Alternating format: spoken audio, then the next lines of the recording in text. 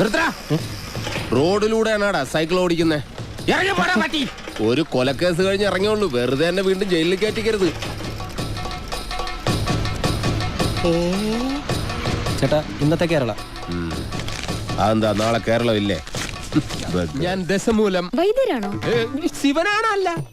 തല്ലിന് പോകുന്നതിന് മുമ്പ് ദശമൂലാരിഷ്ടം കഴിക്കുന്നത് കൊണ്ട് ചിലർ അങ്ങനെ വിളിക്കും. ഒരുത്തനെ വെട്ടി അരിഞ്ഞ് അവന്റെ ദശ മുഴുവൻ ഒരു മൂലക്കിട്ടത് കൊണ്ടാണ് അങ്ങനെ വിളിക്കുന്നതെന്ന് മറ്റു ചിലർ.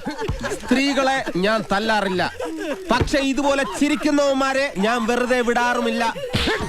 പാവം കമന്റ് അടിച്ചിട്ട് ചിരിക്കുന്നവടാ കള്ളക്കളവാ. ചിരിക്കടാ, ധൈര്യം ഉണ്ടെങ്കിൽ ചിരിക്കടാ. നിനക്കൊക്കെ ശരിക്കും അറിയാൻ പാടില്ല.